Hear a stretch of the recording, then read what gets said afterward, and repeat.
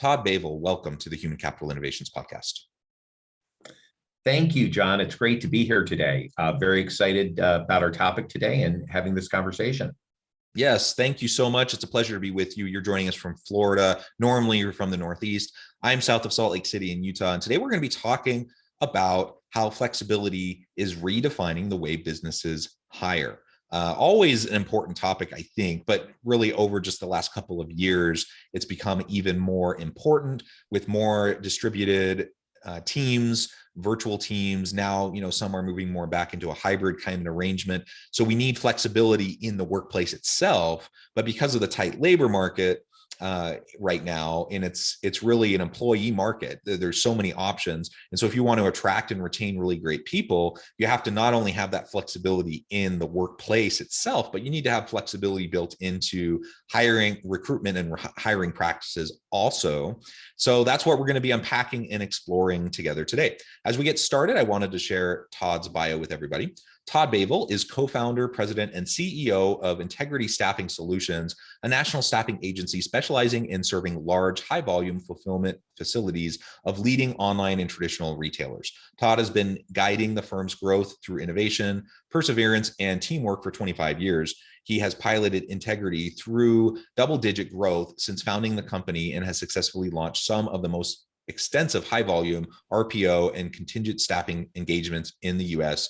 In 2022, Integrity continued its march towards the future as it has been ranked by staffing industry and analysts as the 13th largest industrial staffing firm and the 5th largest recruitment process outsourcing firm in the US. He guides Integrity's efforts to positively impact its internal staff and field teams' lives through award-winning initiatives like Project Home, which assist let me say the last sentence one more time. Bavol guides Integrity's efforts to positively impact its internal staff and field teams' lives through award-winning initiatives like Project Home, which assists in cases of homelessness.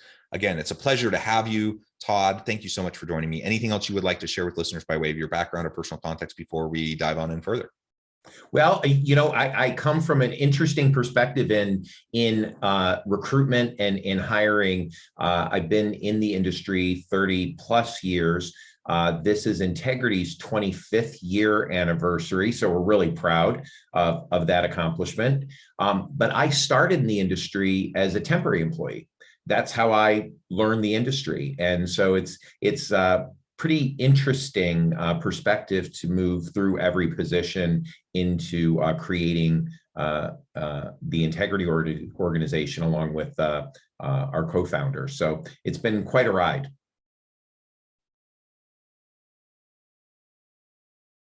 Yes, and 25 years is a great accomplishment for any organization, and it's a long time to be in the space. I'm curious, before we really dive on into the current state of affairs and the flexibility that's needed, maybe you can give us a quick overview of the long arc of developments in the space over the last quarter century. Oh boy. Well, in the last 25 years, if we look at, one of the things that I find fascinating is some things have remained absolutely the same. The way that organizations utilize labor in many ways is very, very similar to how it was 25 years ago. Now, how we get to that point or how we get through that hiring cycle has changed dramatically. We used to, have interviews only face-to-face. We used to have paper applications, very long processes between the hiring managers and the agency or even internal. And now, processes are moving to a lot of automation in the front end to speed up the process to ensure that people are engaged quickly. You now do interviews virtually. Some are using AI in the virtual interview process, which is really fascinating. And so really it's a huge quantum shift. And what's interesting is I think the pace of change is moving at a pace that is exponentially faster than what we've seen in the first, let's say, 15 of those 25 years. And in the last 3 of those 25 years, we've seen change, I think, really driven by COVID and businesses having to move at a pace of change that probably would have taken 5 more years to get there. But I think that the last few years have really driven change even faster. So. Yeah, I completely agree. The acceleration into the future of work and all these changes, the utilization of disruptive technologies, those technologies were there. They've been there for a while. Distributed remote teams is nothing new. Virtual hiring processes isn't new, but the number of organizations fully utilizing those technologies was still, relatively small, and many were resisting the change. And COVID just kind of forced them to grapple with that and either get on board and move forward and figure it out, learn how to use it, or they're going to become obsolete, right? And so that's what we've seen over the last couple of years. And I agree. I think, over the last few years, we've seen, what would have taken a decade has just happened in a couple of years, and the rate of change has just accelerated. And it's going to be fascinating to see how things move forward in the next couple of years, next 5 years, next 10 years. But amidst all that change, as you mentioned, over the last 25 plus years, the fundamentals of what goes into a hiring decision have primarily stayed the same, right? You still do, you have an application, you have a resume, you do interviews, maybe job sampling, those sorts of things. And then ultimately you make a decision and you hope it works out. And frankly, there's a lot of research on this that a lot of hiring decisions don't work out. So the question is, how do we make sure we do that better? How do we make sure that we're not being biased during the process, so that we're not having diversity, equity, and inclusion issues, so we're actually getting a diverse staff of the best people, but also, how do we make sure that we're looking for the right things, so that we're asking the right questions, doing, having the right screening processes, so we're getting people with the actual skills, competencies, and capabilities into the right seats to do the work that needs to be done to help us innovate and move into the future. That's the big question, right? And that's what companies have always struggled with. That's what they're likely always going to struggle with.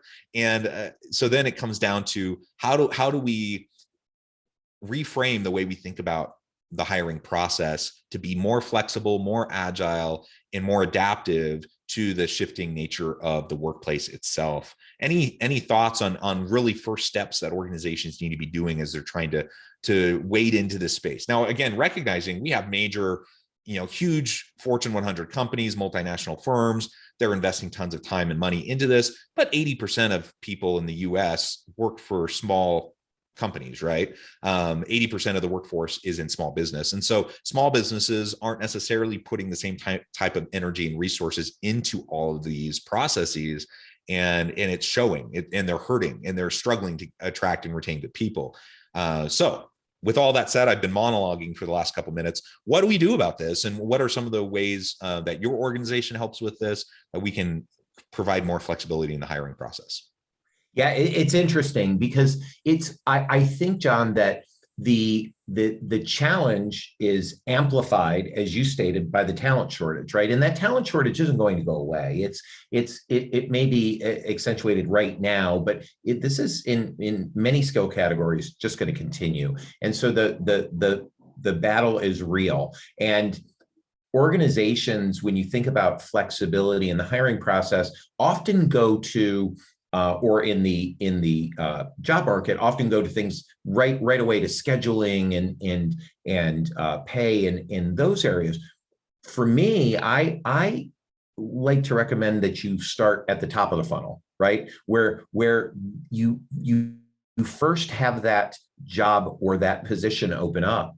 This is a great area for organizations to take a look and say, is that degree that we thought was so necessary 3 years ago really necessary today? Is this position really one that requires hybrid, or could it be completely remote? And really evaluating those expectations out of the gate, because I think times change, requirements change, we learn as we go. And one of the things that we are finding is that organizations are where in a warehouse environment where a high school diploma would have been absolutely necessary. Now it's not necessary. Organizations have realized that there's no correlation between someone's success in a warehouse position and having a high school diploma. It's just, it's very difficult to correlate success with that. And so dropping those requirements that really aren't necessary for the position. Also looking at requirements like background checks. Is your adjudication grid, does it really match up to what your organization requires to ensure safety and success in your workforce, right? And looking at those things, drug testing, we're seeing a huge amount of organizations drop THC from their drug testing requirements across the country. And, so making decisions about that front end of the process and those requirements is the first step. You really should start there. Any thoughts on that? I think that's a really, really important point. It's something I see all the time. Being in the HR space, I'm also a professor. And so I'm a full-time professor. I'm in the university space. I believe in education, and I'm trying to prepare and train my students. I teach, I run an HR program. So I'm trying to prepare them to be the next HR professionals of the future. But also recognizing that many people get into HR without any formal background or training in HR, and you can also learn on the job. And so there's that give and that take, right? And just the realization that so many organizations have just put that, either a high school degree or a college degree or this or that certification or whatever, saying it's absolutely necessary. It's an essential qualification. And the question always is it really an essential qualification? Or another one that often shows up in job postings is, 3 to 5 years of experience. Okay, that might be a nice to have, but is it actually necessary? And also, how do you determine, the difference between 1 year of really awesome experience with a really high growth curve, learning potential of the individual versus someone who has 5 years of crappy experience? And so we end up overvaluing things that don't really matter. I think about the book and then the movie Moneyball, right? Huh. Like we're measuring all the wrong things, right? And we've always done it that way. So we just continue to always do it that way. And that's what I think about requirements around education, certifications, requirements around years of experience. Is some of that necessary? And particularly in certain industries, sure, absolutely. And if you're in the medical field, of course, you're going to need, there's oversight there's compliance issues there. There's things that you have to absolutely be aware of and you have to comply with. But if it's not absolutely necessary and you don't actually see any correlation between effective employees and those that aren't effective, or those who stay and those who leave, then get rid of those arbitrary requirements, and all of a sudden your pool increases dramatically. It's also a big issue when we think about diversity, equity, and inclusion. So yeah, I can see you pumping your fist there. I think let's just take gender, for example. There's lots of different categories we could talk about specifically, but let's take gender for a moment. We know that the gender gap persists in leadership and organizations. We know the pay gap persists. We know that there are so many industries that are so disproportionately male dominated, and for a variety of reasons that persists. And I was actually working with an organization just recently. They had a position, a high level position, required really high level of education, and legitimately so. And anyways, they go through the whole process and they end up having their pool of people to interview. They didn't have a single woman in the pool of interviewees for this position. And you might guess, but this department is like 90% men. And the hiring committee was basically all men, right? And so then you start to actually look at, well, what were the criteria that you were basing your decision-making on? And you start to look at that and you're like, well, why do you need that thing or that thing or that thing? You're disproportionately valuing things that disproportionately men are going to be able to have or demonstrate, in undervaluing things that female candidates will have and be able to demonstrate. And so you're cutting out half of the labor pool from the process. And it's just stupid. You're really just shooting yourself in the foot. And not only does it hurt your DEI efforts, it ticks off, the few women that are in that department are just like throwing their hands up in the air, like, what is going on? No matter what we do, we can't get more gender balance. And it's just problem after problem after problem. So like you said, for all those reasons you said, let's open it up. Let's only have criteria that matter, that actually make a difference, get rid of all the other stuff. And that means we might have to prune back what we've traditionally done and make it more flexible and open so we can attract a much wider pool of qualified candidates. And again, qualified in terms that actually matter. Absolutely. And I think that this is that I believe there has been no better time than now for companies to start looking at, across all roles, how you create your own internal pipelines, whether that's through apprenticeships. Apprenticeship programs, I think, have so much potential and are underutilized in so many areas across the US. I'm currently working on a project right now, really looking at how we can begin introducing apprenticeship models. What was the typical apprenticeship model into today's business world? And companies are, in many positions, are going to really have to start looking at that hard, because the talent as they define it that they're looking for doesn't exist, and the numbers don't add up to their future need. And so somehow you have to start creating that pipeline. And I think that will create a great opportunity to really impact DE&I efforts. Yeah, absolutely agree. Yeah, the numbers aren't there. Like you could shoot for the stars, have all this long list, this checklist of all these requirements. Good luck with that. I mean, it's kind of like, I hear about people who are looking for a partner. They're looking for a spouse, and they have this big laundry list of all these expectations before they'll even consider it. I'm like, okay, that's fine. Maybe you'll get lucky. Maybe you'll find that dream person, but more than likely, you're just going to be disappointed because your expectations don't line up with reality, right? And so in large part, organizations, hiring managers just need to get in line with reality. And that's one message, I think, from what you were just sharing, and reskilling and upskilling your current workforce. So not always just automatically going external to look for that talent, because it's not there. Or if it is there, it's going to be really expensive to acquire. And then you don't even know if it's going to be a good fit. Just because they have the technical skills, competencies, and capabilities to be successful in your organization doesn't mean they're actually going to have the mindset, the cultural fit, the person-organization fit, all of those other things that are equally as important when looking at long-term viability of a candidate, to really work well with the team and work well within an organization. So absolutely, let's look at all of those sorts of things as we move forward.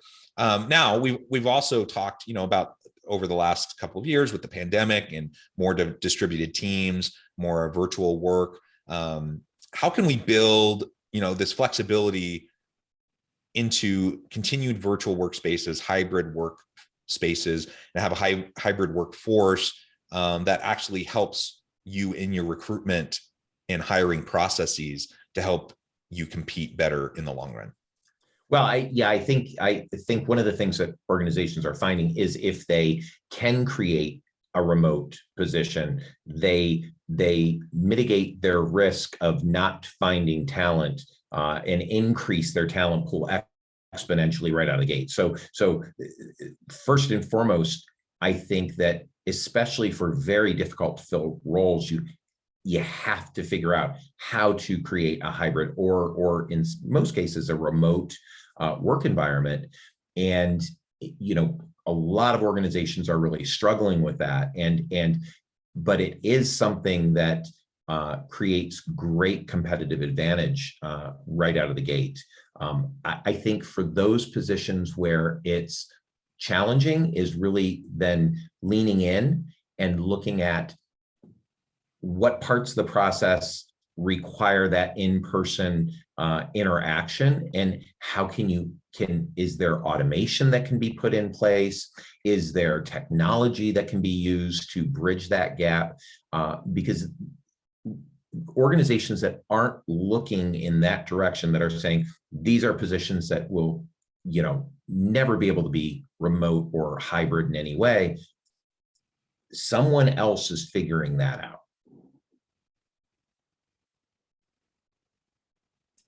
Yeah, I think that's very, very well said.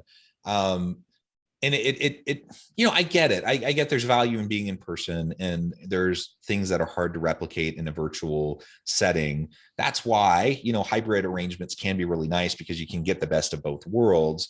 But again, to your point, if you can have either a hybrid or even a fully remote position, you all of a sudden you break down any geographical barriers to hiring. And you literally have the entire labor pool throughout the world as potential candidates for your position. So no longer are you just looking for the best person in your metro area, someone who's willing to commute within a certain distance, but you literally can have almost anybody if you have good recruitment plans, and as long as they can fit with the time frame, the time difference, and those sorts of things. There's really not much other limitations to it. And can you, even if someone's completely remote, can you build in times where they can still fly in maybe once or twice a year for on-site week-long intensive visits or things? So you can still have team building, you can still have relationship development, you can still have some of those other types of components that maybe happen more organically when we're in the office all together, but kind of start to go away when someone's remote. There's lots of different ways we can approach this. And again, if we can just take a step back and examine, just like we talked about with the requirements for a job that go on a job posting, is that really necessary? Let's also take a step back and take a second look at, the physical requirements for the job. Like, do you actually have to be in person 8 to 5 or more, right? In many jobs, we're expecting 50, 60 plus hours a week. Do you really have to be in person to do that? And in most cases, I just think the last 2 years has demonstrated no. The answer is no. Obviously, in some occupations and some types of jobs, the answer is yes. But in the knowledge economy, in the modern world of work, the vast majority of knowledge workers don't need to be in person, at least the majority of the time. So let's open that up. Let's be more flexible. Let's challenge our old notions. Is it really, really absolutely essential? And if it's not, let's at least experiment with it and try to open things up a bit more.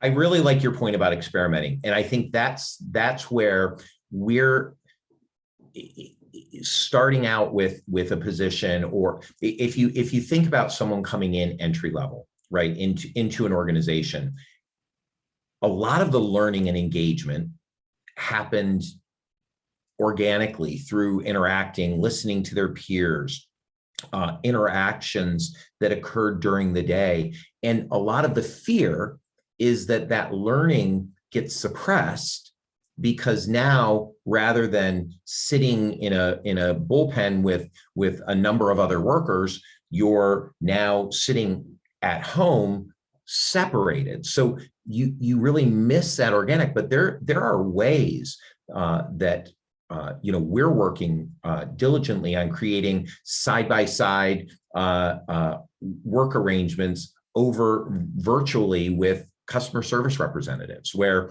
they can work side by side virtually. They can listen into the other conversations. They can jump in and help one another. There are ways to move through that so that the experience for the person coming into the organization is different, but equally as enriching as the experience that was in person. So I think there's opportunity there. And I think taking risks and really leaning into those opportunities, those organizations will be the most successful. Yeah, I absolutely agree. Well, Todd, this has just been a really fun conversation. We've only scratched the surface. I know we could go a lot deeper, but I know you'll have to go in a few minutes here. So before we wrap up the conversation for today, I just wanted to give you a chance to share with listeners how they can get connected with you, find out more about your work, your team, and then give us the final word on the topic for today. Absolutely. You can find me at Todd at integritystaffing.com. I'm on LinkedIn, Twitter, and all social media. So you can find me there. You can find our organization at www.integritystaffing.com. And, I think that to wrap up today's conversation, it's all about taking risks and questioning the status quo, thinking about shifts within your building, thinking about the work patterns that naturally have been part of work. That's all changing, and really allowing yourself to question what's possible, and are alternative shift patterns the something that you can try in a new area to really move your business forward and ensure that your business is looked at as an employer of choice, and one that considers all of the options and opportunities that people require today. Yes, yes. Becoming an employer of choice, focusing on employee experience, all of those then become a really good recruitment tool, because people know the good organizations to work for, and they know what has been frustrating in the past. One of the reasons why we title this the Great Resignation, the Great Reevaluation, the Great Reawakening, whatever term you want to use, is because so many people over the last couple of years have just realized, you know what, I don't want to do this crappy job with this crummy organization. I have options. I'm going to go look somewhere else. And so some of it's about pay. Some of it's even, about flexibility specifically, but a lot of it's just about culture.